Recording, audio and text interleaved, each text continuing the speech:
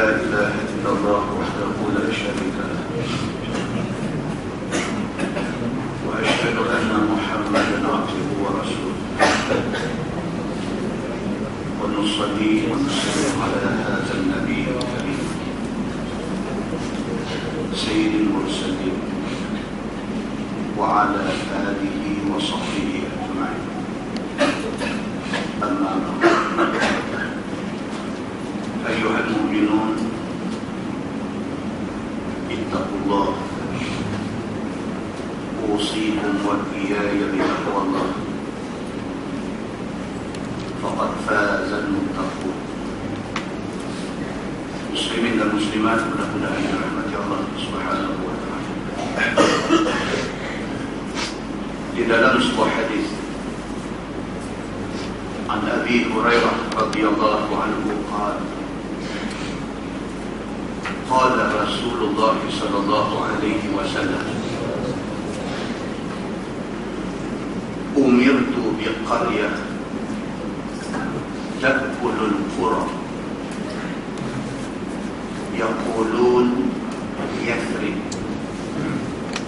wa hiya al-Madinah tanfi an-nas kama yanfi al-kir khabath al-hadid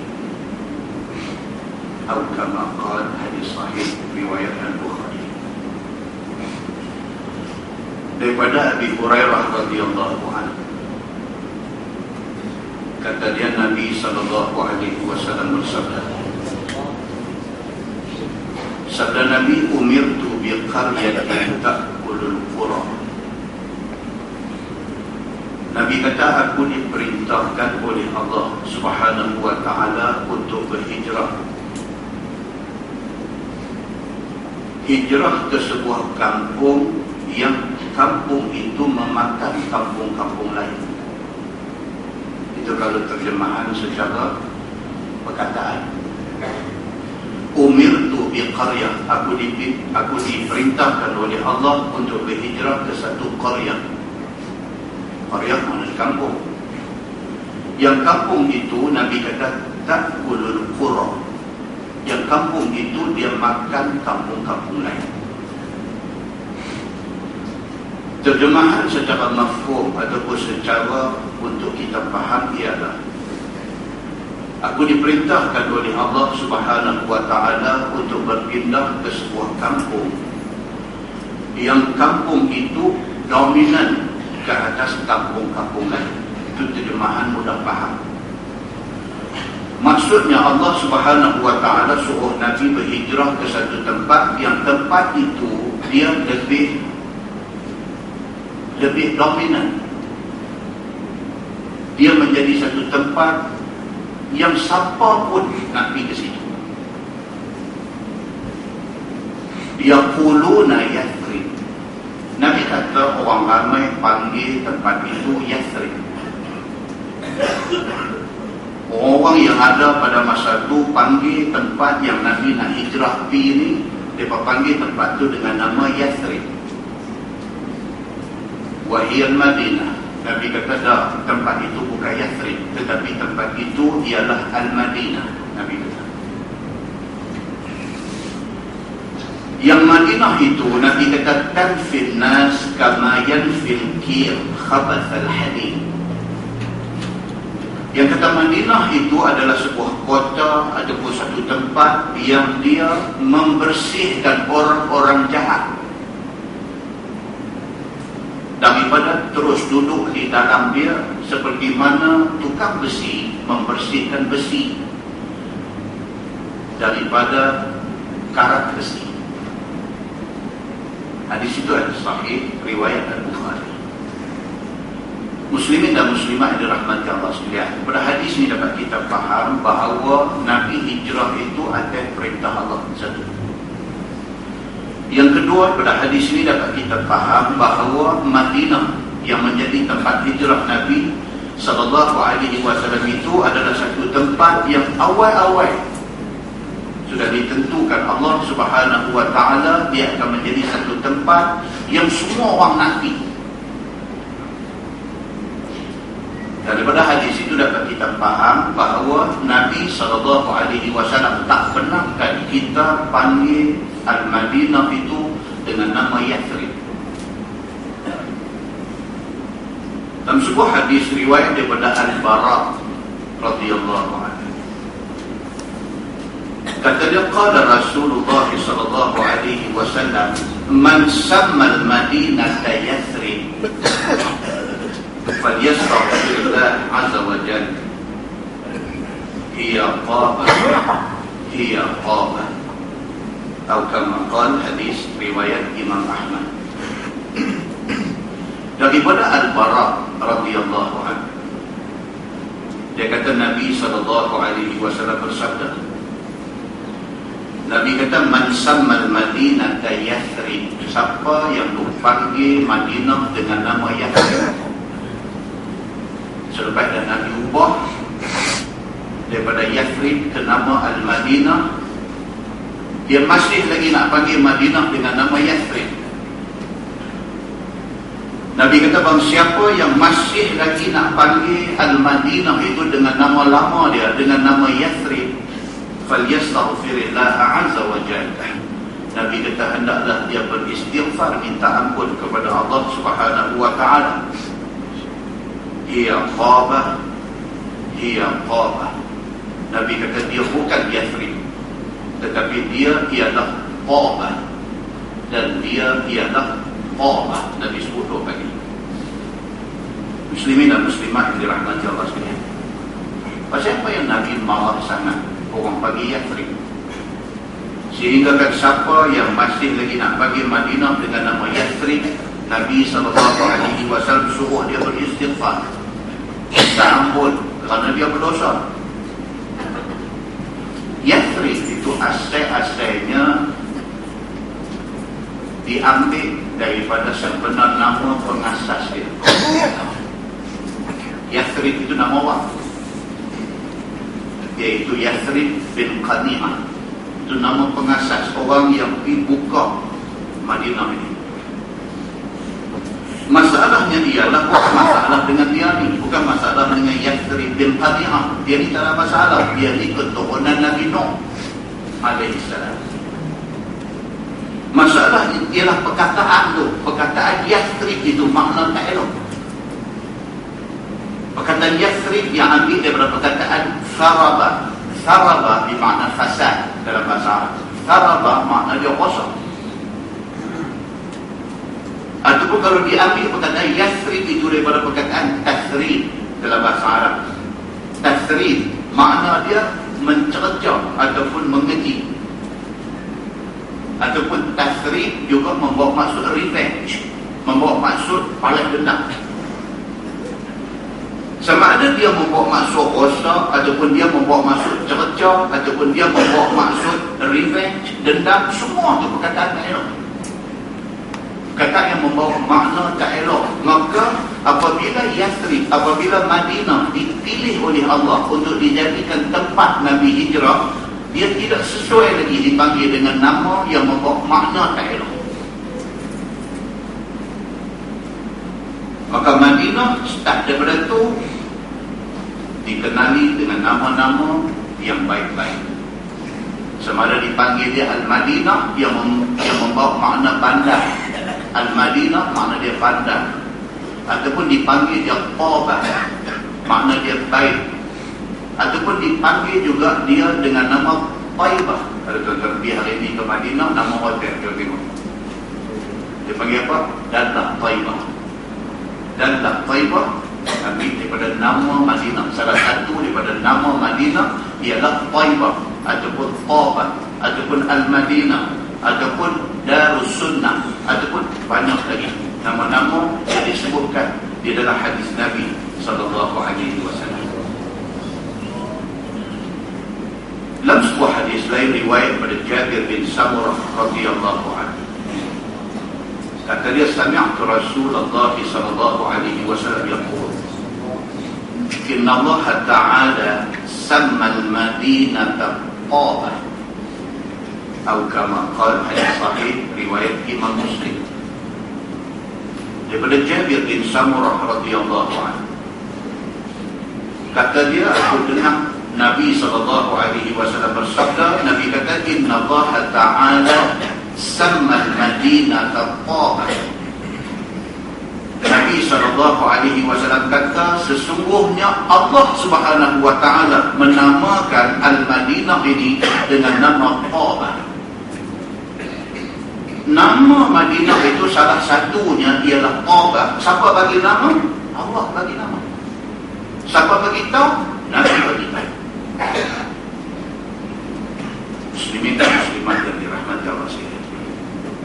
Bermakna tempat Nabi hijrah ini sangat istimewa, sehingga nama yang diletak oleh orang, oleh penduduk pada masa itu pun di-cancel oleh Allah. Allah bagi nama lain. Pasal apa? Pasal dia nak menjadi tempat nak menyambut Nabi SAW. Dalam sebuah hadis riwayat pada Anas bin Malik radhiyallahu anhu, kata dia, kharajtu ma'a Rasulillah sallallahu alaihi wasallam ila Khaybar akhdumu, falamma qadima an-nabiy sallallahu alaihi wasallam raji'an wa badalahu Uhud. قال النبي صلى الله عليه وسلم هذا جبل يحبنا ونحبه، ثم أشار بيده إلى المدينة، فقال النبي صلى الله عليه وسلم اللهم إني أحرم ما بين لابتيها كتحريم إبراهيم مكة، اللهم بارك لنا في صاعنا ومدنا، أو كما قال. Hadis sahih riwayat Al-Bukhari. Daripada Anas bin Malik radhiyallahu anhu, kata dia, satu hari aku ikut Nabi sallallahu alaihi wasallam ke perang Khaybar. Hari ini tuan-tuan di umrah, kita sampai di Madinah. Lalu kena gaya tuan-tuan berbincang dengan travel agent yang bawa pergi itu, boleh minta dia bawa pergi ke Khaybar, satu tempat bersejarah di Madinah. Banyakkan travel agent tak masukkan Khaybar sebagai tempat lawatan. Khaybar ini satu tempat bersejarah sebab dia menjadi markas kepada Yahudi Madinah, tidak jauh dengan bandar Madinah. Dan di Khaybar berlaku perang di antara Nabi SAW dengan Yahudi yang belot kepada perjanjian daripada Nabi SAW. Anas bin Malik cerita haji tu, cerita pasal dia ni hari-hari kecil-kecil mak dia sudah serah dia kepada Nabi untuk dijadikan khadam Nabi. Dia cerita salah satu daripada pengalaman dia dalam tempoh masa 9 ataupun 10 tahun dia berkhidmat untuk Nabi. Kata dia, kharajtu ma'a Rasulillah sallallahu alaihi wasallam ila Khaybar. Dia kata, satu hari suatu Nabi nak pergi perang Khaybar, nak lawan Yahudi, aku ikut sama walaupun aku budak lagi pada masa itu. Ukhaddimu, aku pergi bukan nak perang, tapi aku pergi sebagai pembantu yang nak memberi khidmat kepada Nabi. Dia kecil lagi, dia bukan cerita nak pergi jadi tentera, bukan cerita nak angkat senjata, bukan cerita nak pergi perang, tapi dia pergi sebagai asisten Nabi. Dia kata, ukhaddimuhu, aku pergi kerana aku nak berkhidmat kepada Nabi SAW. Falamma qadima Nabi SAW raji'an, apabila Nabi balik daripada perang Khaybar. Perang Khaybar berakhir dengan kejayaan di pihak Nabi dan para sahabat Nabi ridwanullah alaihim ajma'in. Nabi menang dalam perang Khaybar lawan Yahudi.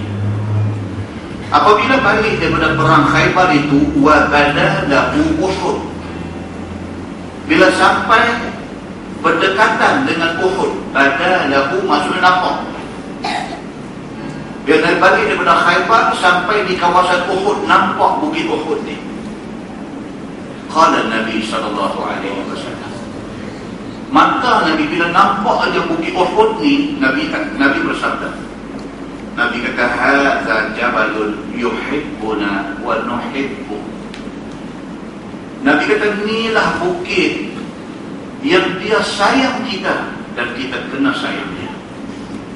Sebab tuan-tuan, bila kita sampai saja ke Madinah, ziarah Uhud ini salah satu daripada itinerary wajib di dalam mana-mana travel agent di Madinah. Pasal apa? Pasal bersabit daripada hadis Nabi SAW. Nabi kata, hadza jabal, ni bukit ni Nabi kata ada depan kita ni, yuhibbuna wa nuhibbuh, dia sayang kita dan kita kena sayang dia. Pasal apa dia dipanggil Bukit Uhud? Betul, dia umrah 5 kali dah, pergi haji sekali. Bukit Uhud ni pasal apa orang panggil dia Bukit Uhud? Daripada perkataan ahad, daripada perkataan wahid. Wahid, ithnain, thalatha, arba'ah. Wahid makna dia apa? Satu. Ahad makna dia apa? Tunggal. Bukit Uhud, orang Madinah panggil dia Bukit Uhud. Pasal apa? Pasal dia satu bukit yang tak bersambung dengan bukit lain. Makna Bukit Uhud ialah bukit yang menyendiri. Dia duduk setui dia yang itu yang kita Bukit Uhud. Dia satu bukit yang duduk setui, sedangkan bukit di sana semua bersambung. Mai tak Uhud, dia duduk setui dia. Maka dipanggil oleh penduduk Madinah itu Jabal Uhud. Satu bukit yang duduk menyendiri, duduk satu dia. Dan dia berlain dari segi color. Wallahu a'lam bishawab. Bukit lain di Madinah, kita tengok semua color hitam-hitaman. Mai Uhud ni dia color kemerah-merahan. Daripada zaman Nabi sampai ke lalu. Di antara spesial dia apa? Pasal Nabi kata, hadza jabal yuhibbuna wa nuhibbuh. Ni Bukit Uhud ni satu-satunya bukit yang dia sayang ke kita. Nabi kata, wa nuhibbuh, dan kita wajib kena sayang dia.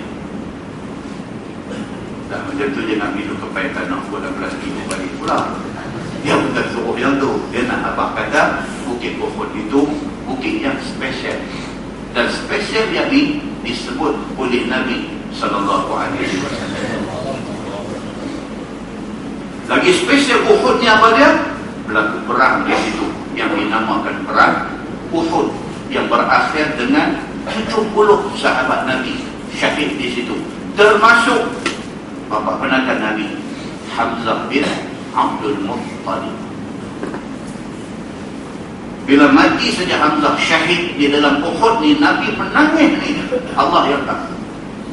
Betul pasal apa Nabi sedih sangat apabila Hamzah pak penakan dia mati? Pasal apa? Di ketika adik-adik lain tidak memihak, tidak mempertahankan, tidak melindungi Nabi, Hamzah bangkit mempertahankan Nabi. Kembali kepada cerita apabila Umar bin Al-Khattab main nak jumpa Nabi untuk kali pertamanya selepas daripada cerita surah Taha. Tapi tampak adik dia tengah baca surah Taha, lepas itu dia main rumah Al-Arqam bin Abil Arqam, tempat Nabi duk sampaikan dakwah dia. Bila main sahaja, Umar yang pada masa itu terkenal sebagai gangster Mekah, orang yang mula bangkit berdiri di depan Nabi, tangan pegang pedang ni, siapa dia? Hamzah bin Abdul Muttalib. Dia tengok aja Umar masuk, dia bangkit berdiri. Dia kata, Muhammad, kalau dia ni main dengan niat tak baik, aku akan jumpa dia. Manusia yang macam ni punya berjasa kepada Nabi SAW, tiba-tiba gugur syahid di dalam perang Uhud, dan mayat dia pula dalam keadaan dikoyak, dipotong telinga, dibelah dada, dirompongkan hidung dan sebagainya. Maka Nabi sudah tentu sedih atas pada sedih.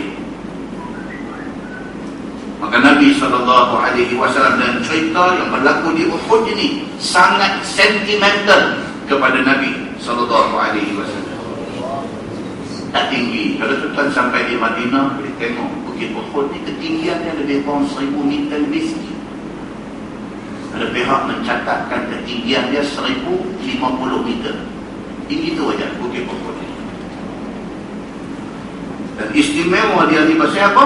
Pasal dulu dia menjadi landmark Dulu laluan keluar masuk Madinah, kalau orang daripada Madinah nak pergi Mekah mesti lalu jalan raya di tepi Jabal Uhud.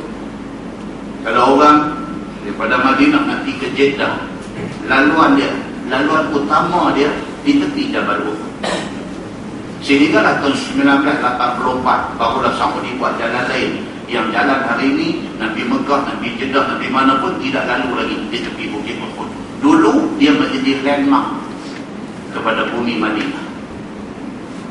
Istimewa dari pasal apa? Pasal Nabi kata hadza jalan yuhibbuna wa nuhibbu. Ini bukit, dia ni sayang kita dan kita kena sayang. Summa asyara Nabi sallallahu alaihi wasallam biyadi ila al-Madinah. Lepas Nabi habang tentang istimewa Bukit Uhud, Nabi tengok ke arah Madinah. Nabi angkat jari dia tunjuk ke arah Madinah.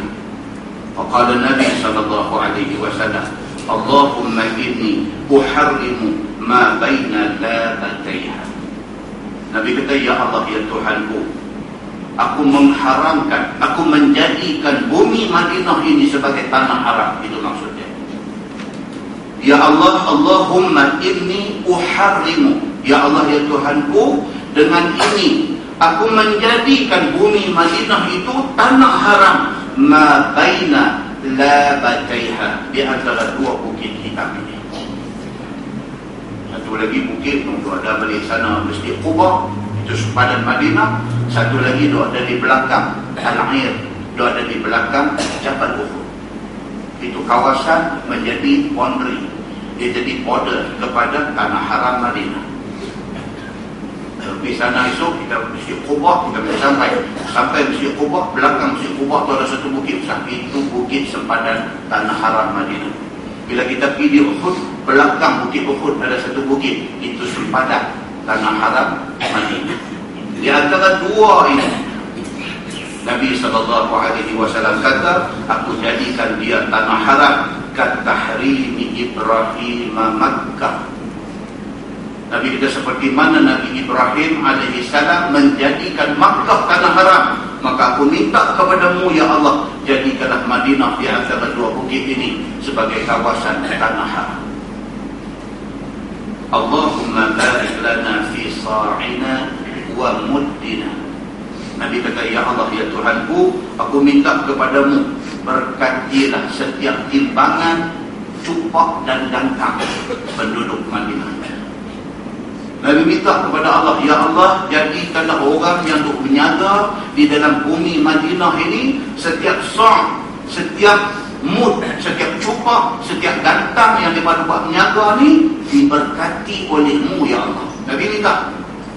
Dan pasti Allah Subhanahu wa taala memperkenankan doa Nabi sallallahu alaihi wasallam. Sayangnya Nabi dengan Madinah, sayangnya Nabi dengan Uhud. Maka kalau kita baca cerita tentang Uhud ini, Nabi kalau dia tolong musafir, dia balik, dia pesan dah dekat Abu Bakar, dekat Umar, bila nak lalu wajah di tepi Uhud, beritahu dia. Bila nak lintas Bukit Uhud, Nabi pesan kepada Abu Bakar, Nabi pesan kepada Umar, bila nak lintas Bukit Uhud, tolong beritahu dia. Kalau dia terena dan sebagainya, dia ada kenderaan, gerak dia beritahu. Dia nak masa dia lintas Uhud tu, mata dia jaga, dia duduk celek, dia duduk tengok Bukit Uhud itu. Dan dicatatkan di dalam hadis Nabi SAW, at least setahun sekali Nabi pergi ziarah Uhud. Dan selepas wafat Nabi SAW, sahabat-sahabat Nabi continue benda tu. Dia pergi ziarah Uhud at least sekurang-kurangnya setahun sekali. Kita tahu benda ni tuan-tuan. Bila kita direzekikan Allah, kita sampai di bumi Madinah, jangan bila lepas nak pergi ziarah Uhud ni kita kata, dia aku buang tu macam tu lah, aku tak mau pergi. Jangan. Pasal apa? Pasal dia disebutkan sebagai satu tempat yang Nabi sayang dia, kita wajib kena sayang dia, dan dia sayang kita. Muslimin dan muslimat yang dirahmati Allah sekalian. Dalam sebuah hadis riwayat daripada Aisyah radhiyallahu anha, kata dia, qadimna al-Madinah wa hiya wabi'ah fashtaka Abu Bakr wa ishtaka Bilal falamma ra'a Rasulullah Rasulullah sallallahu alaihi wasallam syakwa ashabihi. Qala an-nabiy sallallahu alaihi wasallam, Allahumma habbib ilaina al-Madinah kama habbabta Makkah aw ashad wa sahhihha wa barik lana fi sa'iha wa muddiha wa hawwil hummaha ila al-juhfa atau kama qala hadis sahih riwayat Imam Muslim daripada Aisyah radhiyallahu anha. Kata Aisyah, qadimna al-Madinah, kami hijrah daripada Mekah ke Madinah. Aisyah itu adalah rombongan. Wa hiya wadiyah. Waktu kami sampai di bumi Madinah itu, bumi Madinah ini wadiyah. Dia jadi satu kawasan yang berpenyakit. Itu maksudnya. Ramai orang yang ada di Madinah itu sakit. Sama ada mereka ni orang Madinah ataupun ni sahabat-sahabat yang hijrah sampai di sana sakit.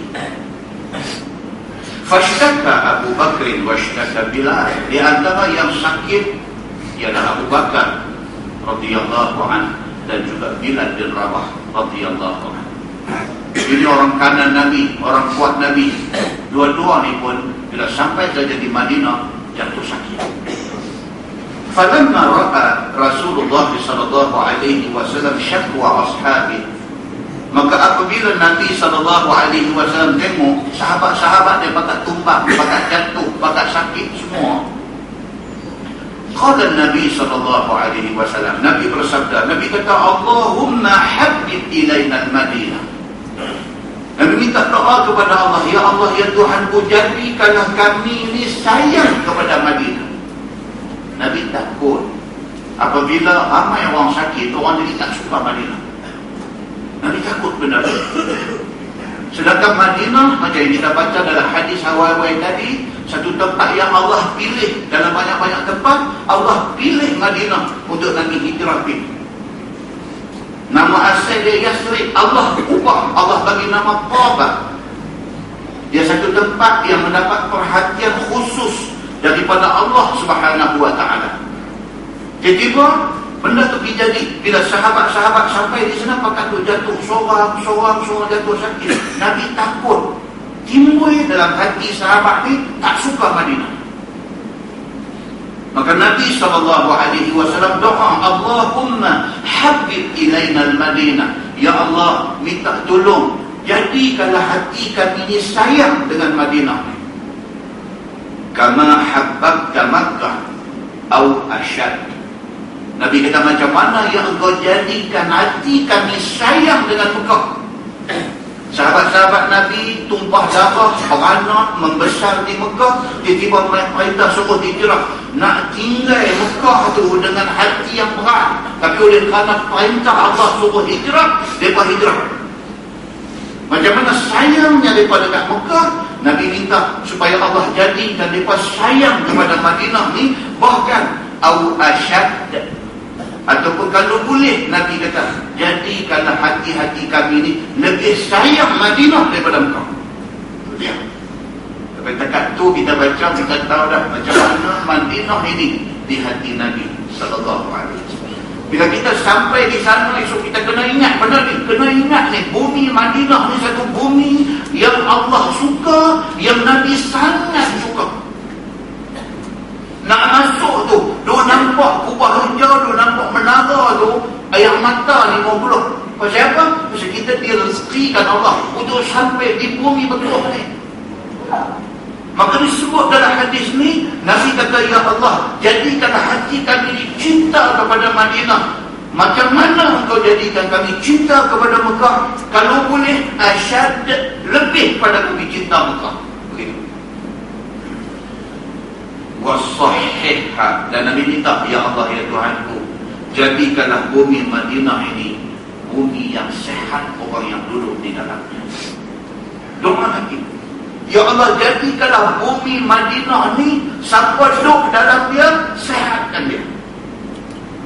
Wa barik lana fi sa'ina wa muddina. Lagi sekali Nabi minta, ya Allah, jadikanlah orang yang berurus niaga di dalamnya diberkati segala sukat dan timbangnya.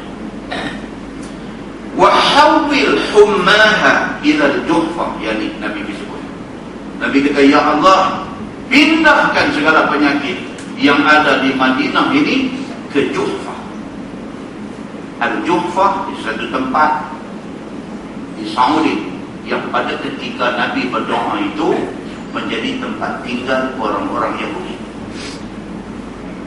Nabi minta kepada Allah, minta, ya Allah, wahawil hummaha, ya Allah, pindahkanlah segala sakit demam yang ada di bumi Madinah ini ila Juhfah, ke Juhfah.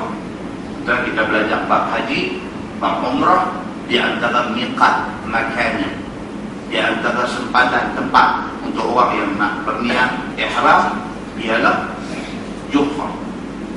Juhfah ini miqat bagi siapa? Juhfah ini miqat bagi orang yang main daripada arah Syam. Kalau hari ini daripada arah Palestin, daripada arah Jordan, daripada arah Syria, bahkan daripada arah Mesir. Kalau mereka nak main, di situ miqat, mereka nak jatuh niat untuk nak masuk dalam ihram haji ataupun umrah. Nabi minta supaya Allah jadikan orang yang duduk di dalam bumi Madinah ini sehat. Penyakit hawil, pindah dia pergi ke Juhfah. Nabi minta macam tu. Hadis itu hadis sahih riwayat Imam Muslim. Muslimin dan muslimat yang dirahmati Allah sekalian, berkat doa Nabi sallallahu alaihi wasallam, Allah makbul benda tu tanda.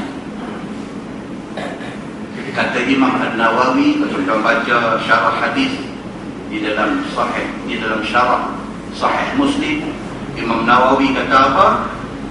Menjadi tanda kenabian Nabi Muhammad sallallahu alaihi wasallam. Sebaik sahaja Nabi berdoa supaya Allah pindahkan penyakit daripada Madinah ke Juhfah. Sebaik sahaja Nabi doa, siapa yang duduk di Juhfah, dia minum aja air di atas bumi Juhfah, terus sakit. Itu diceritakan oleh Imam An-Nawawi di dalam syarah Sahih Muslim. Minum aja terus jatuh sakit. Pasal apa? Doa Nabi sallallahu alaihi wasallam supaya dipindahkan segala penyakit yang ada di Madinah ke Juhfah. Zaman tu, hari ini sudah tidak ada lagi. Kita kena ingat, kita pergi Madinah kena hati-hati. Jangan terpengaruh dengan cerita-cerita lama yang benda tu berlaku kerana mukjizat Nabi. Hari ini tak ada lagi. Macam dulu di tempat dekat masjid Ji'rana, Telaga. Telaga tu pernah didoakan oleh Nabi dan ayah dia menjadi penawar. Tapi penawar itu zaman Nabi saja. Pasal itu mukjizat dia pada masa tu. Hari ni duk bawah tadi rupiah, duk lepas botol mineral masuk tak boleh dah. Jadi bila orang hari ni masih lagi duk ingat benda tu macam tu, Saudi kambui dah Telaga tu. Saudi kambui dah, banyak-banyak puak nak jadi kambut ni ramai. Orang marah dekat Saudi atas tuduhan dia memusnahkan tempat-tempat bersejarah. Dia bukan saja nak memusnahkan tempat tu, tapi kalau dia tak musnahkan, orang ni nak memusnahkan akidah dia. Itu cerita dia.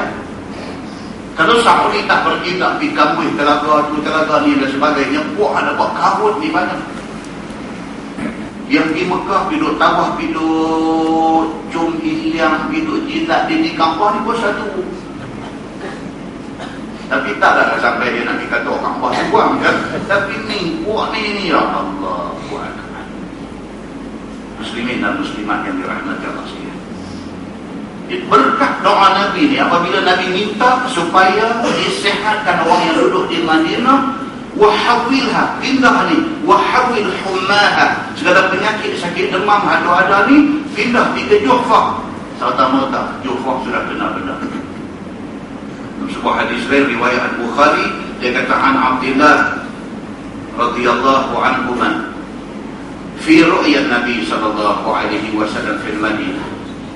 Qala Nabi sallallahu alaihi wasallam, ra'aitu imra'atan sauda ثائرة الرأس خرجت من المدينة حتى نزلت بمحيعة فتأولتها أن وباء المدينة نقل إلى محيعة وهي الجحفة أو كما قال في صحيح رواية البخاري.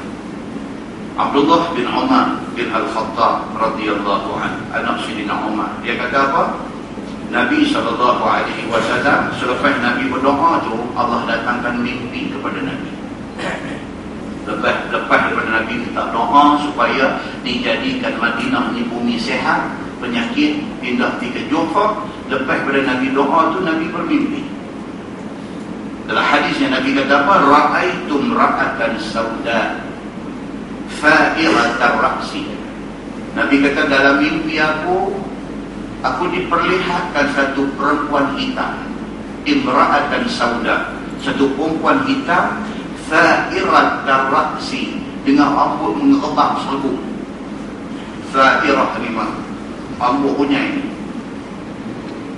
Diperlihatkan kepada Nabi dalam mimpi dia satu perempuan dengan rambut mengerbang serbu, kharajat minal Madinah hatta nazalat bi Mahya'ah. Perempuan yang rambut serbu ni keluar daripada Madinah, dia pergi ke Mahya'ah. Dan kata Nabi, yang dikatakan Mahya'ah itu ialah Juhfah. Itu dua nama. Satu orang panggil Mahya'ah, satu orang panggil Juhfah. Nabi mimpi satu perempuan dengan rambut serbu, tak pakai tudung, keluar daripada bumi Madinah, berjalan-jalan, pergi sampai ke Juhfah. Dia duduk di situ. Fata'awwaltuha, Nabi kata maka aku mentakwilkan mimpi itu. Nabi mentafsirkan mimpi itu. Nabi kata apa? Anna waba al-Madinah nuqila ila Mahya'ah, yakni Juhfah. Nabi kata mimpi aku itu membawa maksud perempuan yang tak pakai tudung, rambut serbu ni, dia ni keluar daripada Madinah pergi ke Juhfah. Perempuan itulah penyakit, menjadi simbol bahawa penyakit sudah tinggalkan Madinah dan sudah berada di Juhfah. Nabi mimpi, lepas pada dia doa, dia mimpi. Lepas pada itu jadi apa yang disebutkan di dalam syarah Sahih Muslim, penduduk Juhfah minum air terus jatuh sakit. Muslimin dan muslimat yang dirahmati Allah sekalian. Dalam sebuah hadis lain riwayat daripada Abi Hurairah radhiyallahu anhu, kata ja'al Nabi sallallahu alaihi wasallam qala al-Madinatu haram faman ahdatha fiha hadathan aw awa muhdithan fa'alaihi la'natullah wal malaikah wan nasi ajma'in la yuqbalu minhu yawmal qiyamati 'adlun wala sarfun atau kama qala, hadis sahih riwayat Imam Muslim. Nabi SAW bersabda, Nabi kata al-Madinatu haram, Madinah itu adalah tanah haram. Nabi kata itu yang keliru. Tanah haram Madinah tidak sama dengan tanah haram Makkah. Dari segi kalau buat benda yang dilarang di Makkah kena dah, tapi kalau buat benda yang dilarang di Madinah tidak ada dah. Cuma orang yang buat benda yang dilarang itu disuruh bertaubat dan tidak mengulangi lagi kesilapan itu. Situ dia ada beza. Tapi apapun, Nabi kata al-Madinatu haram, Madinah itu tanah haram. Faman ahdatha fiha hadathan, Nabi bagi warning, bahawa siapa yang sampai di Madinah, dia pijak kaki dia di bumi Madinah, jangan ada di kalangan mereka ni yang ahdatha fiha hadathan. Jangan ada siapa yang hidup mereka-reka ibadat yang tidak diajar oleh Nabi di situ. Pasal itu bumi Nabi, itu bumi Rasulullah sallallahu alaihi wasallam. Biar kita sampai sana, kita jangan sekali-kali buat benda yang muhdithan, benda yang direka-reka. Jangan. Dalam bahasa di Malaysia ni orang kata benda bid'ah. Jangan hidup buat di bumi Madinah. Pasal apa? Pasal Nabi itu ada di sana. Jangan kita hidup reka buat satu benda yang Nabi tidak buat, yang Nabi tidak pernah ajar, apatah lagi yang Nabi larang di dalam hadisnya. Jangan.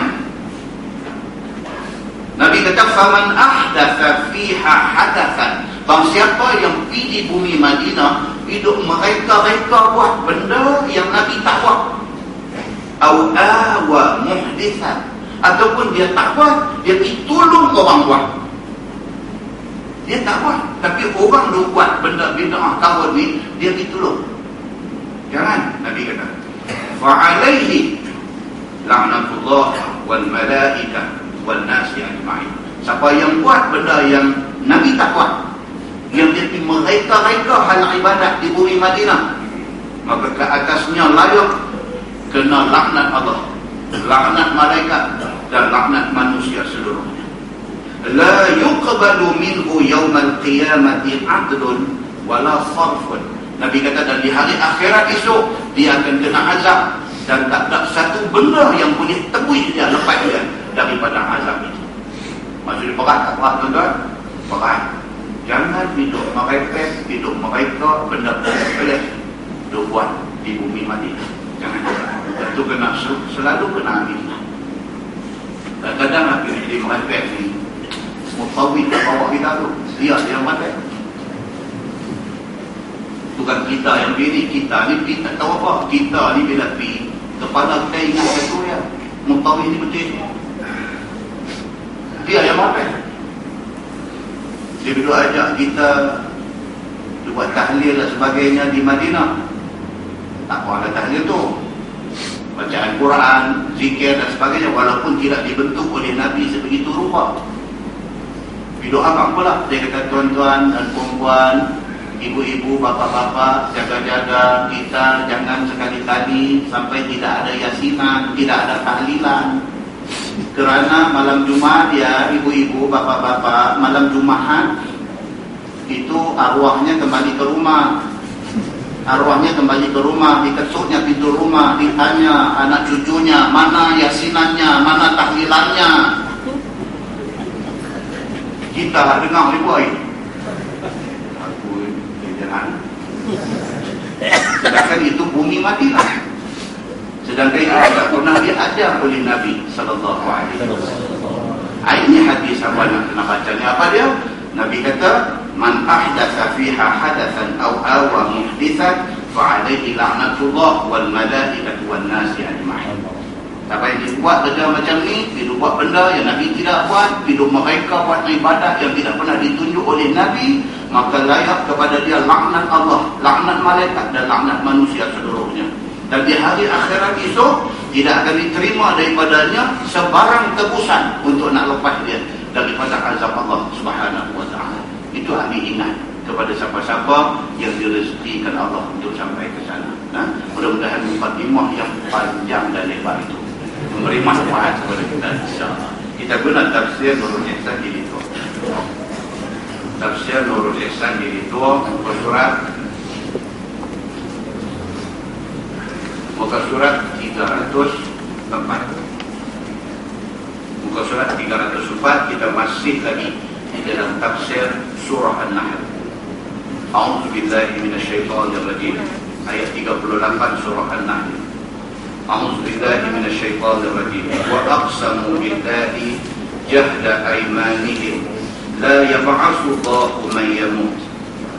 Dan telah bersumpah mereka itu yang dikatakan akan sebesar-besar sumpah bahawasanya Allah tidak akan bangkitkan orang yang sudah mati. Ini cerita kafir musyrikin Makkah. Satu benda yang paling mereka tak boleh terima apa yang Nabi Muhammad abang ialah Nabi Muhammad kata, lepas pada kita hidup kita mati, lepas pada kita mati kita nak kena hidup balik. Yang ni pada terima pasal benda ni tak masuk akal. Mana boleh manusia yang mati ditanam dan kemudian dikorek balik liang tu nak orang lain tengok dia dah reput relai, tulang pun dah hancur. Macam mana dia nak hidup balik? Kemudian nak cerita kata ada syurga, ada neraka. Ni satu benda yang tak boleh compute dengan akal. Kafir musyrikin Mekah ini satu benda yang paling mereka tak boleh terima apa yang Nabi kata. Maka dalam ayat ini Tuhan kata wa aqsamu billahi jahda aymanihim la yab'atsullahu man yamut. Bersumpah kafir musyrikin Makkah ni sungguh-sungguh mengatakan bahawa orang mati tidak akan bangkit balik. Dia pakai kata itu. Firman Allah, "Bala wa'dan 'alaihi haqqan." Bahkan sebenar dibangkit orang mati itu daripada kubur mereka.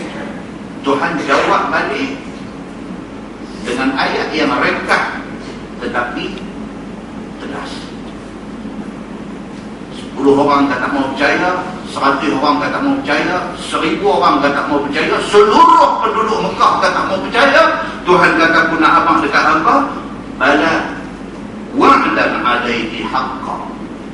Tuhan kata bahkan aku nak abang ke apa, benda yang aku sebut kata orang mati akan dihidupkan balik itu benar. Tuhan kata, tuan-tuan, bila kita pergi tazkirah di kubur, benda kita sebut, ketahuilah bahawa mati itu benar. Ketahuilah bahawa kita sebut benar, cerita dalam kubur itu benar. Ketahuilah bahawa muka dan nakir itu benar.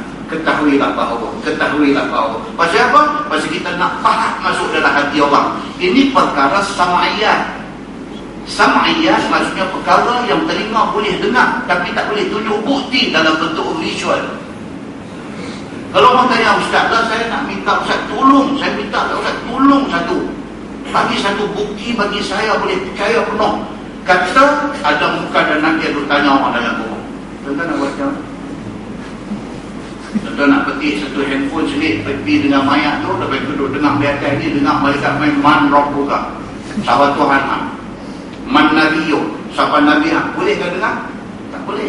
Pasal apa? Alam mereka yang mati ni dipanggil alam barzakh. Barzakh ni maksud dia apa? Dinding. Barzakh itu maksud dia dinding. Dia sudah masuk ke satu alam yang mendinding antara mereka dengan kita. Sebab teknologi, sistem telekomunikasi tidak boleh melepasi barzakh itu. Tak boleh. Pasal apa? Pasal benda ni dah ditentukan Allah Subhanahu wa ta'ala. Dia kata kalau macam tu saya susah lah nak percaya. Hang nak percaya, hang tak mau percaya, itu hang punya pasal. None of my business. Dia bilang bawah ni sama putih. Hang nak percaya, hang tak mau percaya, itu hang punya hal, hang punya pasal. None of my business. Kalau kena mengena dengan urusan itu. Tuhan sendiri pun dia kata apa? Apabila penduduk Makkah, kafir musyrikin Makkah bersumpah dengan sesungguh-sungguh sumpah, kata hak ni satu mereka tak boleh percaya. Kata orang mati nak hidup balik ni satu benda yang kami mati hidup balik pun kami tak percaya. Tuhan jawab simpan. Tuhan kata bala wa'dan 'alaihi haqqan. Bahkan Tuhan kata apa yang aku janji tentang mati hidup balik ini haqqan, itu benar. Hang nak percaya, hang tak mau percaya punya pasal, hang mati, kita settle benar ni. Muslimin dan muslimat yang dirahmati Allah sekalian. Bahkan sebenar dibangkit orang mati daripada kubur mereka itu. Telah janji Allah Subhanahu wa ta'ala atas bangkit orang mati daripada kubur itu sebagai janji yang sebenar-benar. Tuhan jawab. Walakinna aktsaran nasi la ya'lamun. Akan tetapi kebanyakan manusia tak tahu yang demikian itu. Manusia jangan terus bercakap tentang hal bukan nakir dalam kubur. Ni cerita Raqib dengan Atid tu tulis di muka semua orang percaya. Raqib dengan Atid, illa ladaihi raqibun Atid. Dalam Quran kata melainkan di sisinya, di sisi setiap manusia itu ada Raqib, ada Atid yang kerja daripada tulis. Kalau orang beriman betul dengan adanya Raqib dan Atid ini, kalau beriman betul, dia di mana boleh tak buat salah. Tapi apabila manusia ada tempat dia tak buat salah, ada tempat dia buat salah, maknanya dia mengalami krisis keyakinan terhadap adanya Raqib dan Atid. Bermakna dia sama dengan kafir musyrikin Makkah yang tak percaya tentang muka dan nakir, tak percaya tentang syurga dan neraka. Sama. Muslimin dan muslimat yang dirahmati Allah. Walakinna aktsaran nasi la ya'lamun. Akan tetapi kebanyakan manusia tak tahu apa yang demikian itu. Kerana tiada percaya mereka itu akan khabaran Rasul sallallahu alaihi wasallam. Apa Nabi abang dia tak percaya. Itu masalah mereka. Firman Allah, liyubayyina lakumul ladzi yakhtalifuna fihi, supaya menyata bagi mereka itu akan perkara yang persalahan mereka itu, yakni kafir dengan orang mukmin padanya, iaitu tentang azab orang kafir dalam neraka dan nikmat mukmin di dalam syurga. Apa tujuan Tuhan bagi orang mati hidup balik? Apa tujuan dia? Salah satu dari tujuan dia supaya benda ni esok di hari akhirat dia tahu kata apa hak Nabi itu apa ni betul. Walaupun sudah terlambat, dah hari akhirat dah, tetapi Tuhan masih lagi nak mereka tahu kata mereka silap masa di akhir dunia. Selain daripada itu apa dia? Dengan adanya hari kebangkitan semula, segala orang yang dizalimi boleh menuntut keadilan. Dalam dunia tuan-tuan, bukan semua orang yang masuk penjara itu salah. Di dunia, bukan semua orang di mana dunia sekalipun dia duduk, bukan semua orang yang masuk penjara itu salah. Dan bukan semua orang yang tak pernah disentuh oleh tindakan undang-undang itu betul. Berapa banyak orang yang untouchable, orang begitu, untouchable. Dia ni orang tak boleh sentuh. Jangan kata sentuh, dekat dengan dia pun tak boleh. Dia buatlah apa pun di atas dunia ni, dia ni untouchable. Dia tak boleh disentuh. Benda yang boleh tak boleh buat, dia buat tak salah. Benda apa pun dia boleh buat di atas dunia ni, kalau tidak ada hari pembalasan, tidak adil kepada orang semua. Dan ada orang yang sampai ke tahap dibicarakan dan dijatuhkan bukan sahaja hukum penjara, hukum bunuh. Dia salah, tak semua. Berapa ramai orang yang dijatuhkan hukum bunuh sedangkan dia orang baik. Oh, ni apa jadi di Bangladesh dari mana pun. Allahu Akbar. Pimpinan kepada Jamaat Islami Bangladesh. Foto tells 1,000 stories. Tuan-tuan tengok muka dia ya. Tuan-tuan tak akan kata dia orang. Dia kena hukum bunuh. Tuan-tuan tengok muka dia ya. Foto muka dia cukup menceritakan semua. Bukan kata penyokong dia, orang yang tak sokong dia, orang yang duduk atas pagang, orang yang mungkin menentang dia. Tapi bila tengok muka dia, hati kecil dia pun nyut main dalam hati kecil dia pun. Kalau nak hukum dia pun janganlah sampai mati. Dia pun nyut main dalam hati. Pasal apa tu? Pasal dia patah untuk orang lain. Tapi dunia menjatuhkan hukum mati kepada dia. Semua yang mayat dia sampai dicelah-celah pukul ribuan manusia, ratusan ribu manusia turun di semayang. Pasal apa? Pasal manusia tahu dia orang baik, tapi dia dihukum mati di Bangladesh. Kalau tidak ada kehidupan semula selepas mati, apa jadi dengan orang macam ni? Dia ada hak untuk menuntut keadilan dia di hari akhirat. Muslimin dan muslimat yang dirahmati Allah. Maka Allah Subhanahu wa taala beritahu, liyubayyina lahumul ladzi yakhtalifuna fihi. Tujuan dia apa dia? Supaya itu menjadi bukti bahawa mereka itu, orang kafir itu, di hari akhirat esok tahu kata dia buat salah dalam menilai perkara ini. Firman Allah, wa liya'lamal ladzina kafaru annahum kanu kadhibin. Dan Allah hidupkan semua orang yang mati ni supaya ketahui oleh segala kafir bahawa mereka dusta sekaliannya kerana mengingkari bangkit kubur itu. Lagi sekali Tuhan ulang, benda ni aku jadikan kehidupan selepas mati ini supaya orang kafir ni kena mengaku bahawa selama ni pendirian yang mereka ambil mengatakan apa yang Nabi kata itu tak betul adalah tak betul. Mereka tu yang tak betul, bukan Nabi yang tak betul.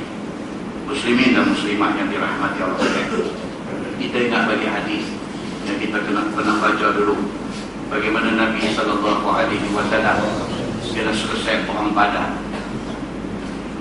diperintahkan supaya segala kafir Quraisy yang kalah dalam perang Badar ini diheret bi arba'atin wa 20, 24 bangkai kafir Quraisy ini diumbat ke dalam sanadi ke dalam lubang yang digali dan dikorek di mana. Dah selesai dah itu semua, bila Nabi nak bertolak balik ke Madinah, Nabi singgah di tepi lubang yang diubankan bangkai-bangkai kafir. Bila Nabi berdiri di tepi lubang kubur kafir-kafir yang mati dalam perang Badar ini, hadis kata faja'ala yunadihim bi asma'ihim wa bi asma'i abaihim. Nabi berdiri di tepi lubang yang diumbankan bangkai-bangkai kafir ni. Nabi sebut ni nama 24 kafir yang mati yang dilempang bangkai dalam lubang tu. Dia sebut nama mereka sekali dengan nama bapa mereka. Nabi sebut one by one, satu. Nabi sebut. Nabi kata ya fulan ibn fulan, ya fulan ibn fulan. Nabi sebut wahai siapa bin siapa. Nabi sebut ayasurrukum annakum ata'tumullaha wa rasulah fa inna qad wajadna ma wa'adana rabbuna haqqan fa hal wajadtum ma wa'ada rabbukum haqqan. Nabi berdiri di tepi lubang bangkai kafir ni diumbang. Nabi kata wahai nama sekian bin sekian, wahai nama sekian bin sekian. Nabi tanya, ni aku nak tanya apa semua. Nabi duduk cakap di tepi lubang ni. Nabi kata aku nak tanya apa semua. Baik, now adakah apa yang Tuhan hamba doa apa betul? Kami orang Islam, apa yang Tuhan kami hamba dekat kami semuanya betul. Nabi cakap dulu tu seolah-olah macam dia pada tak haji, seolah-olah macam dia pada dengar cakap Nabi. Diri di tepi itu Nabi kata lagu tu, ni aku nak tanya apa, adakah selama ni apa yang hampa duk pegang, apa yang hampa duk percaya, apa yang hampa kata Tuhan hampa duk beritahu ni, adakah semua itu betul? Nabi kata kami orang Islam, kami yakin apa yang Tuhan kami kata semuanya betul. Di antaranya aku dah diberitahu oleh Tuhan kata aku akan menang dalam perang Badar ini, dan aku menang, aku dan tentera Islam menang walaupun kami hanya 300 orang lebih saja. Umar Al-Khattab yang dulu ada sama dengan Nabi SAW terus kata, dia kata ya Rasulullah ma tukallimu min ajsadin wala arwah laha. Nabi kata ya Rasulullah, Tuhan bercakap dengan bangkai yang tak ada nyawa, apa cerita ni? Tuhan ni bercakap ni dengan bangkai yang kita umpankan 3 hari lepas. Mereka ni dah tak ada arwah, dah sudah tidak ada roh, tidak ada nyawa. Tuhan duk bercakap dengan mereka. Apa hal ni? Qala Nabi SAW walladhi nafsu Muhammadin biyadi ma antum bi asma'a lima aqulu minhum. Nabi kata demi Allah, Tuhan yang berpegang nyawa aku, Nabi kata mereka lebih dengar lagi apa yang aku kata daripada hamba semua. Imam Qatadah menjelaskan maksud hadis ini. Dia kata bukan semua orang mati dengan apa yang orang kata. Ini special case. Allah buka pendengaran kafir musyrikin ini untuk dengar apa yang Nabi kata. Itu kata Qatadah. Muslimin dan muslimat yang dirahmati Allah sekalian. Benar-benar macam ini Tuhan sengaja takdirkan supaya manusia yang selama ni dia tak percaya dengan Quran, dengan hadis, dekat nak mati dia dah percaya. Dekat nak mati, belum mati, dekat nak mati dia nampaklah wajah malakul maut liyaqbidha ruha. Dalam hadis kata dia nampak dah malaikat maut liyaqbidha ruha, nak cabut nyawa dia nampak dah. Pada waktu itu dia tahu dah selama ni apa yang dia dengar Quran, hadis dan sebagainya adalah benar. Nampaklah sudah terima. Muslimin dan muslimat yang dirahmati Allah sekalian. Firman Allah Subhanahu wa taala, innama qawluna li syai'in idza aradnahu an naqula lahu kun fayakun. Hanya perkataan kami, yakni perkataan Allah bagi sesuatu yang apabila kami nak akan dia jadi, maka kami kata pun jadi olehmu, fayakun, maka jadilah dia dengan tiada berhenti. Tuhan nak beritahu power dia. Tuhan nak apa? Power dia. Tuhan kata, aku ni senang dia.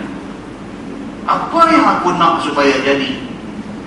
Aku kata kun, fayakun. Benda tu akan jadi. Tidak ada satu benda yang aku perintah suruh jadi, bantah tak mau jadi. Tak. Kita tengok apa dia jadi dalam dunia ni. Allah Akbar. Malah petaka ni satu dunia tu kena. Malah petaka ni satu dunia tu kena. Allah guna tanah untuk dijadikan gempa bumi, air untuk dijadikan banjir, api untuk berlaku kebakaran besar, angin untuk taufan melanda. Semua ditentera Allah. Bila Allah kata kun, jadi, fayakun, jadi. Manusia nak letak nama Hayyan ke, manusia nak letak nama Taufan Catherine ke, manusia nak letak nama apa, itu hamba punya pasal. Allah kalau dia nak satu benda jadi, tidak ada siapa boleh stop benda itu daripada jadi. Ni yang Allah Subhanahu wa ta'ala nak beritahu. Walladzina hajaru fillah min ba'di ma zulimu lanubawwi'annahum fid dunya hasanah. Maka bermula segala mereka yang hijrah kerana nak mendirikan agama Allah, daripada kemudian dizalimi akan dia di Mekah, sungguh kami tempat akan mereka itu di dunia itu akan negeri yang baik, iaitu Madinah. Ini yang kita baca mukadimah tadi. Madinah ini disebut oleh Allah Subhanahu wa ta'ala sebagai fid dunya hasanah. Allah bagikan satu hasanah kepada orang yang berhijrah atas perintah Allah. Tinggal Mekah, pergi ke Madinah, bawa apa yang boleh bawa aja. Di Mekah mereka ada gedung perniagaan. Di Mekah mereka ada tanah yang luas. Di Mekah mereka ada bisnes yang sudah established. Di Mekah mereka sudah ada segala benda yang manusia nak, sudah ada di Mekah. Allah perintah suruh hijrah. Hijrah bermakna kena tinggal benda tu semua. Takat mana boleh bawa aja, yang kenderaan mampu bawa aja, satu aja bawa. Mereka sanggup tinggal kerana nak turun perintah Allah Subhanahu wa ta'ala. Tuhan sebut ayat ni sebagai ganjaran kepada mereka sanggup berhijrah. Itu apa dia?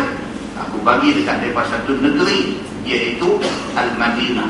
Sebuah negeri yang apabila mereka masuk, mereka akan rasa itulah negeri terbaik yang ada di dalam muka bumi.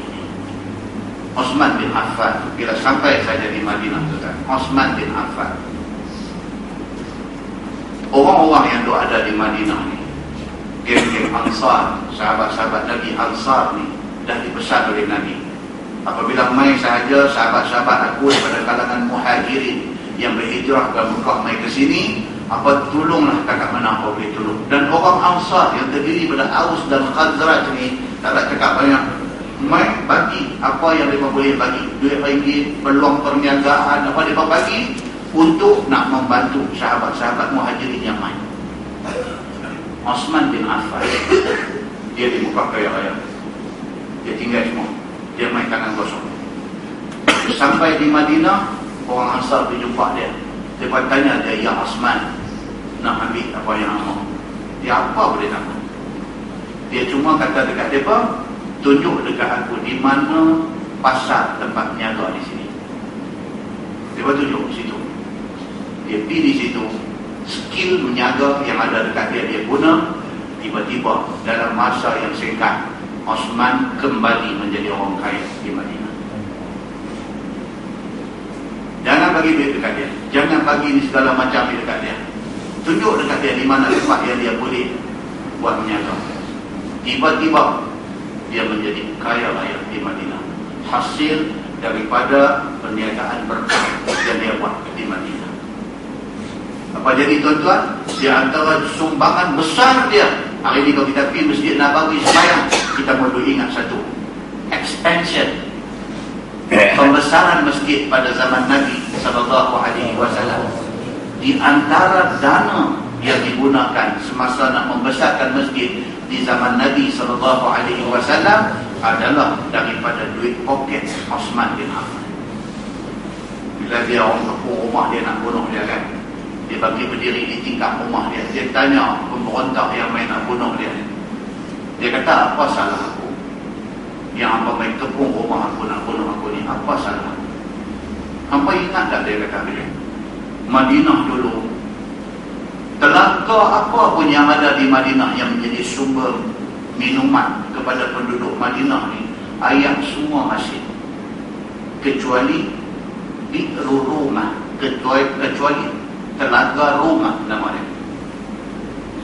Nabi bagi berdiri. Nabi kata, siapa yang ada duit dan nak buat kebajikan kepada orang yang ada, bagilah dana untuk kita beli telaga tu, supaya dia dapat dijadikan telaga yang air dia dapat diminum oleh seluruh penduduk Madinah. Semua orang senang. Osman bagi. Dia kata, ya Rasulullah, aku belikan telaga itu. Ni dia sebut balik, dia ungkit balik benda dia buat ni. Pasal orang nak manusia ni tuan-tuan bukan kenang jasa. Manusia ni sangat mudah melupakan jasa orang. Osman bin Affan, manusia yang sangat berjasa kepada Allah, kepada Rasul dan kepada Islam. Dia Nabi bunuh dia. Dia tanya lagi, dia kata, apa ingat tak? Dia kata, apabila semakin ramai orang masuk Islam selepas Nabi hijrah ke Madinah ini, masjid jadi sempit. Apa ingat tak Nabi bagi berdiri?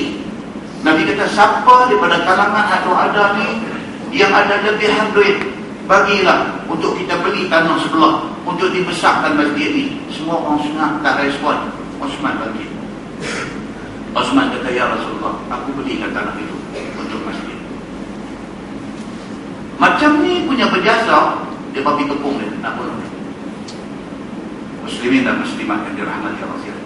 Moral of the story, pengajaran daripada cerita itu apa dia? Nak abah kata, manusia ni memang suka mengingat jasa orang kepada mereka. Kalau kita nak orang ingat jasa kita, pasti kita kecewa. Itu aja saya kata. Pasti kita akan kecewa. Senang-senang orang akan lupakan kita. Muslimin dan muslimat yang dirahmati Allah sekalian. Madinah adalah satu anugerah Allah kepada orang yang sanggup tinggal tanah lama di Mekah kerana taat perintah Allah, diberikan kepada mereka ni bumi Madinah. Yang ni Nabi SAW dan sahabatnya yang berpindah ke Madinah, yang berpindah mereka itu ke Madinah kerana nak mendirikan agama Islam di sana, serta sebab disakiti oleh segala kafir Mekah, diganjarkan mereka itu dengan bumi Madinah yang baik itu. Wala ajrul akhirati akbar law kanu ya'lamun. Dan bermula pahala akhirat itu lebih besar balasannya, iaitu syurga. Syurga ni tuan-tuan, dia kemuncak kepada balasan Allah kepada orang buat baik. Macam mana? Masuk hukum kita dah mula tahu kan, bila kita sedang berdoa minta supaya Allah maja'al qabrahu rawdatan min riyadil jinan. Ya Allah, jadi dalam hukum dia ni satu taman daripada taman syurga Allah. Maksudnya hukum itu sudah start menjadi taman syurga. Orang yang mati, yang dia mati dalam keadaan baik-baik, dia dalam hukum dia dah tahu dah. Inilah khabar baik tentang syurga sebenar. Dia nak masuk di sini. Tahu dah syurga ni macam mana? Sampai sana baru kita boleh tahu besarnya nikmat syurga yang dijanjikan Allah dalam cukup banyak ayat Quran. Maka dia kata nikmat yang paling besar yang Tuhan nak bagi ialah syurga. Tak tahu nak apa pun. Kita baca hadis, satu manusia yang merupakan manusia akhir masuk syurga. Dia last sekali. Orang lain masuk habis dah. Daripada kalangan anbiya, daripada kalangan syuhada, daripada kalangan salihin, daripada kalangan semua orang dah masuk dah. Dia last sekali. Dalam hadis Tuhan kata dekat dia, okey, hari ini hari last, kamu diazab di neraka. Bila kamu ke syurga. Dia merupakan makhluk Allah yang terakhir keluar neraka dan di syurga. Dia kata dekat Tuhan dalam hadis Muslim. Dia kata dekat Tuhan, dia kata, ya Allah, ada lagi tak tempat untuk saya? Dia rasa dia last dah. Manusia sampai di hari akhirat pun dia fikir cara manusia. Itu kata manusia. Dia kata kat Tuhan, dia kata, ya Allah, ada lagi tak tempat kalau saya nak gila ni? Tengok jam 2 ni. Ada lagi. Ada orang boleh tak main lagi bersepah perjalanan? Ada tak? Kita tak kira kawan yang saya baik dia, ya tak main lah. Boleh kata, aku boleh kerja lambat kalau pergi pun dalam tempat pakai baik. Dia otak tu dia pakai sampai ke syurga. Otak tu dia pakai sampai ke syurga. Dia tanya Tuhan, dia kata, kalau filah ni ada lagi kat tempat. Tuhan kata, pergi tengok dulu lah. Tu rasa aku kalau pergi pun tak nampak lah. Lihat. Akhirnya bila dia pergi, dia tengok tempat yang Allah bagi dekat dia, sedangkan dia orang yang last sekali masuk syurga. Tempat yang Allah bagi dekat dia tu lebih besar daripada dunia dan isinya. Allahu Akbar. Nampak tak arti? Satu benda yang otak manusia ni tak boleh nak jangkau. Ni cerita di syurga ni, otak kita tak boleh nak jangkau. Feeling tu kita tak boleh sentuh. Cerita dari syurga ni, bacalah ayat Quran, bacalah hadis. Sampai bila pun kita baca, kita tak akan boleh nampak gambaran syurga betul. Tak boleh. Demikianlah kayanya Allah Subhanahu Wa Taala. Kaya dia bukan macam kaya makhluk di atas dunia. Muslimin dan muslimat yang dirahmati Allah sekalian, firman Allah, wala ajrul akhirati akbar. Dan balasan akhirat itu akbar, paling besar. Lau kanu ya'lamun, itu pun kalau hamba tahu. Tuhan kata, alladzina sabaru wa ala rabbihim yatawakkalun. Yang nak dapat ni siapa dia?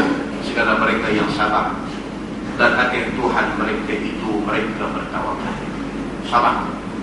Dan dunia ni kalau betul-betul nak praktis Islam, kena sabar. Kena sabar. Cemohan, kata nista, tohmahan, fitnah dan sebagainya melungguk-lungguk berada di belakang kita. Kesabaran itu yang utama. Boleh sabar, boleh bertahan, boleh syurga. Muslimin dan muslimat yang dirahmati Allah sekalian, artinya sabar kalau dalam konteks Nabi hijrah ke Madinah ni, sabar atas menyakiti kafir Mekah, dan sabar waktu nak hijrah ke Madinah tu, sabar tu. Nabi kita baca hijrah Nabi ini penuh dramatik. Hijrah Nabi dari Mekah ke Madinah ni sangat dramatik. Dari segi strateginya, dari segi mengatur orang-orang yang nak membantunya, sangat dramatik dan sangat strategik.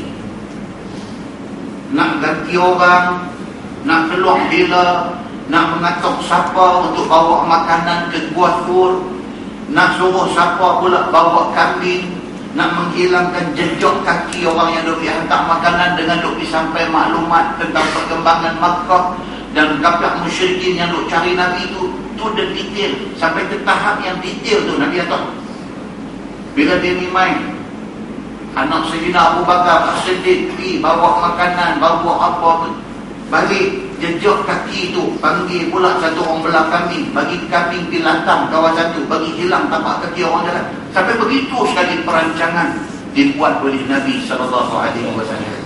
Nak boleh lepas daripada Makkah, nak boleh sampai di border Madinah, yang ditunggu dan disambut oleh orang Madinah tu, perjalanan itu sangat dramatik. Satu orang yang banyak membaca dan pandai bercerita pun tidak akan mampu memberi gambaran 100% apa yang dilalui oleh Nabi SAW dan Abu Bakar As-Siddiq radhiyallahu anhu. Dah sampailah di Madinah tu, sambut ni penduduk Madinah ni, sambut Nabi daripada sempadan tu, berebut-rebut minta Nabi duduk rumah mereka. Nabi lepas unta dia, Nabi tak mau bagi ada orang kecil hati kalau Nabi pilih. Nabi lepas unta dia jalan-jalan, dia pergi duduk di satu tempat. Bila duduk di situ, mai satu orang, Abu Ayyub Al-Ansari, dia ambil beg Nabi, apa bekakeh Nabi, segala bekalan Nabi ni, dia pergi cepung, bawa ke rumah dia dengan tempat utama itu tak diam. Dia bawa pergi. Nabi kata apa? Aku mengikut bersama dengan para Nabi. Nabi pergi rumah Abu Ayyub Al-Ansari. Benda tu kalau diceritakan balik, patut dengan janji ganjaran yang disebut Allah Subhanahu wa taala yang akan diterima oleh orang-orang yang berhijrah ini. Dan Sabang dengan hijrah ke Madinah itu kerana nak menzahirkan Islam, maka dia rezeki akan mereka itu daripada jalan yang tiada dapat dikira. Tuhan bagi balik dekat mereka segala benda yang bertinggal di Mekah dengan sesuatu yang lebih berharga daripada benda itu semua. Wallahu a'lam. Lepas ini kita masuk wa ma arsalna min qablika illa rijalan nuhi ilaihim.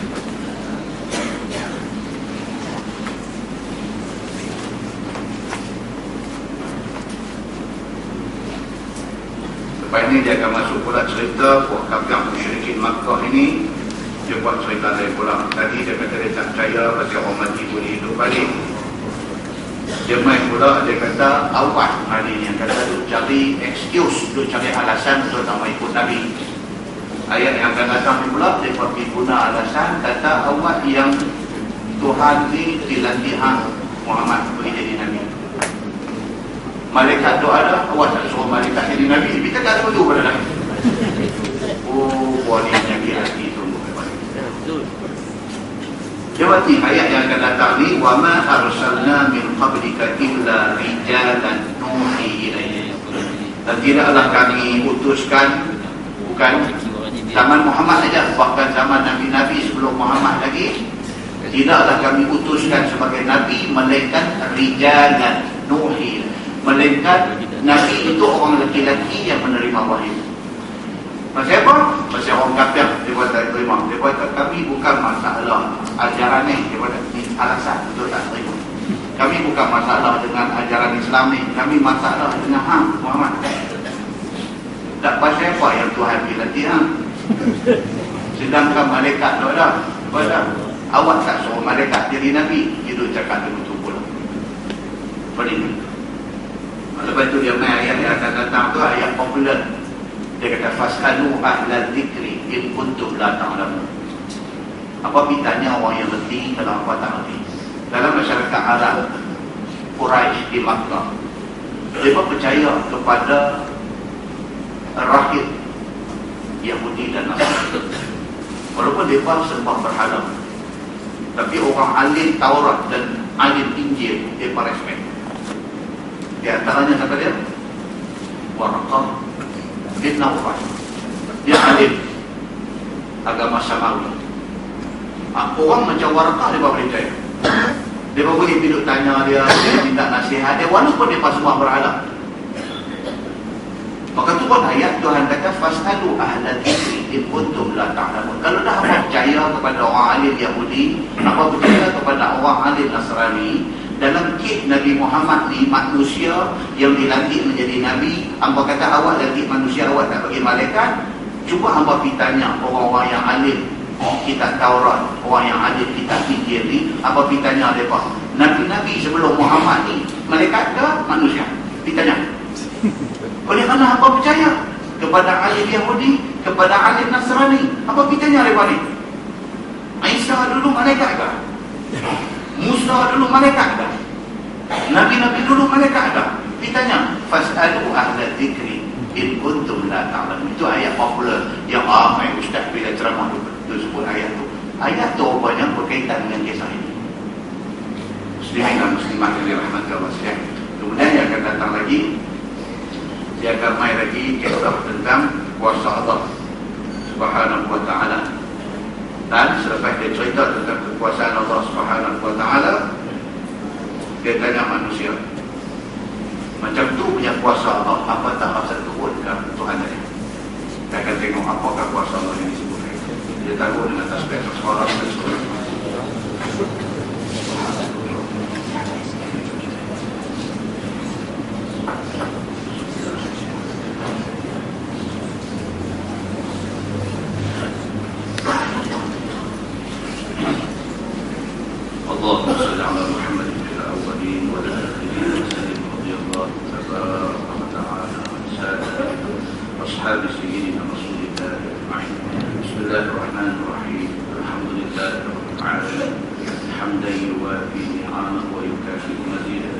يا ربنا لك الحمد كما ينبغي لجلال وجهك. رضينا بالله ربا وبالإسلام دينا وبمحمد نبيا ورسولا. اللهم افتح علينا فتوح العارفين وارزقنا فهم النبيين بجاه خاتم المرسلين. اللهم فقهنا في الدين وعلمنا التأويل واهدنا صراطك المستقيم.